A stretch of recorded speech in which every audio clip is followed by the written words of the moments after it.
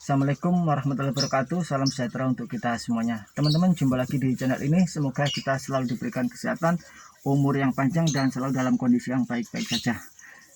Nah, pada kesempatan kali ini saya akan sharing pengalaman untuk mengenali ciri-ciri modus penipuan pada jual beli mobil bekas. Dan untuk video ini adalah untuk menyambung dari video saya yang sebelumnya ya, tentang kronologis pengalaman modus penipuan pada jual beli mobil bekas. Dan video tersebut juga saya share di FB karena saya dan teman saya itu yang hampir menjadi korban penipuan modus seperti ini tuh berawal dari iklan mobil dengan harga miring yang berada di FB. Dan saya share di FB dengan harapan teman-teman di grup jual beli ini juga mengenali ciri-ciri dari modus penipuan tersebut, karena si penipu menurut saya itu berada di sekitar kita, yaitu di FB dan grup jual beli mobil. Nah, setelah saya share itu ada banyak komentar. Jadi diantaranya ada yang berkomentar modusnya sama persis dengan yang saya alami. Seperti itu komentarnya, ada mengalami kerugian sebesar 50 juta. Ada juga yang menjadi korban sebesar 35 juta. Ada yang sebesar 62 juta. Dan lain-lain. Jadi ini kan hanya beberapa diantaranya. Terus kemudian ada yang hampir kena sampai 65 juta juga ada.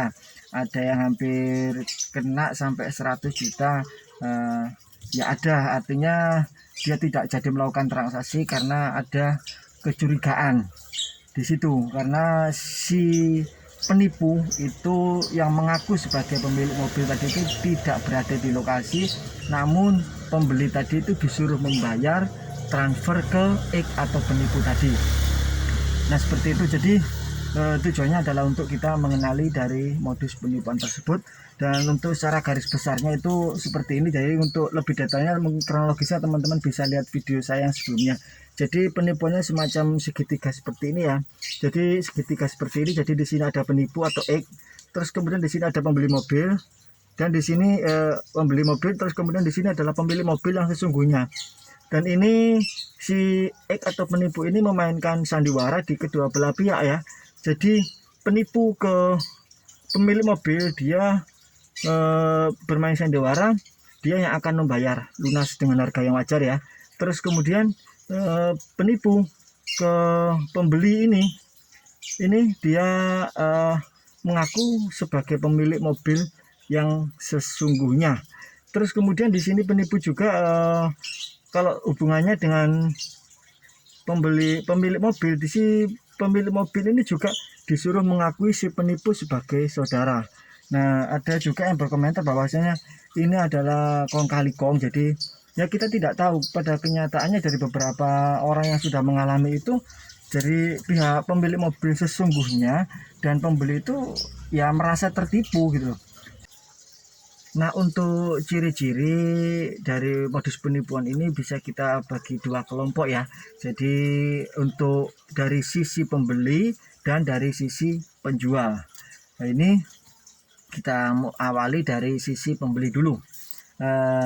Yang pertama, ciri-cirinya adalah si X ini menawarkan mobil dengan harga yang miring, padahal mobil tersebut adalah mobil milik orang lain. Seperti itu ciri-ciri yang pertama. Terus kemudian ciri-ciri yang kedua, kalau kita pihak pembeli itu menghubungi si penipu atau yang mengiklan mobil dan kita memberikan respon yang baik, maka penipu juga akan melangsungkan dari modusnya. Dan biasanya dia itu sering chat atau telepon untuk memantau perkembangan kita sampai sejauh mana. Nah, seperti itu. Terus kemudian kalau kita tanya lokasinya, dia si penipu itu dia akan menyebutkan kotanya aja, karena di mana kota dia pasang iklan. Jadi kalau kita tanya lokasinya, dia ke alamatnya, dia akan menjawab lokasi nanti akan kita kirim. Itu ciri-ciri yang kedua ya. Terus kemudian ciri-ciri yang ketiga, X ini berkomunikasi pakai bahasa Indonesia yang ini ya, bahasanya logatnya itu seperti customer service, bukan logat bahasa Indonesia yang kita gunakan sehari-hari. Jadi logat bahasa Indonesianya itu seperti customer service itu. Terus kemudian ciri-ciri yang keempat ini, si X atau penipu tadi itu memberikan kesepakatan harga yang miring dan mengunci harga kepada pembeli. Artinya nanti harga sudah clear di situ.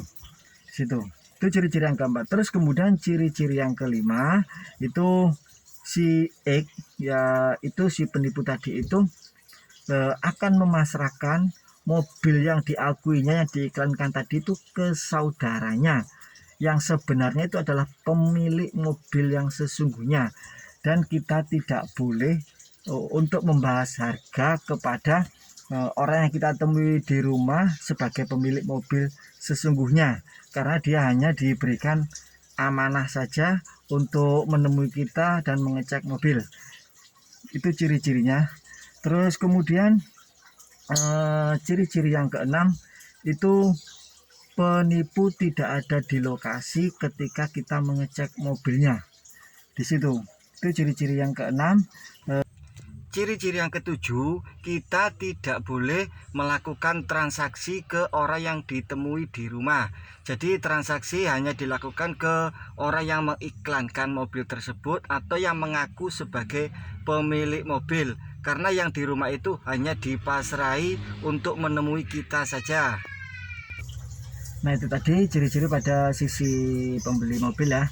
Lalu untuk ciri-ciri dari pemilik mobil yang sesungguhnya itu adalah yang pertama, jadi si X ini sepakat membeli mobil tersebut dengan harga yang wajar, harga pasar ya, tanpa berbasa-basi, dan akan membelinya sendiri, akan mentransfer.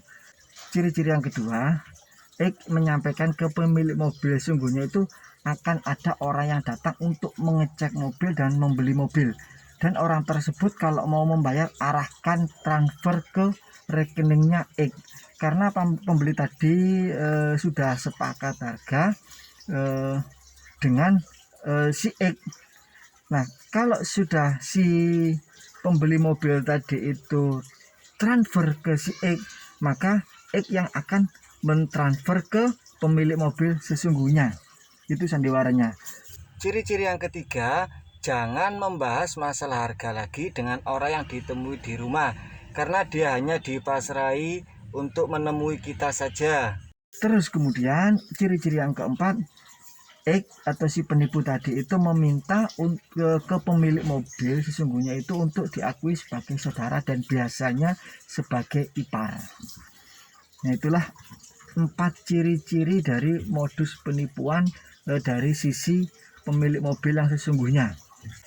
Nah itulah beberapa ciri-ciri indikasi modus penipuan pada jual beli mobil bekas, baik dari sisi pembeli dan dari sisi pemilik mobil yang sesungguhnya.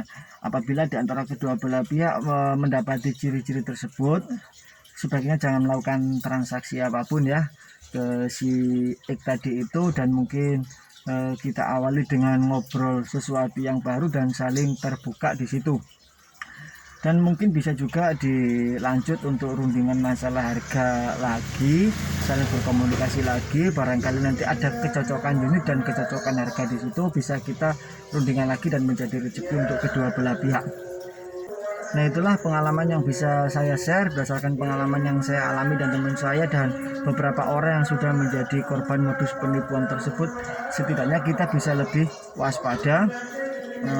Mohon maaf atas segala kesalahan dan kekurangannya. Semoga kita selalu mendapat perlindungan dari Allah Subhanahu wa Ta'ala.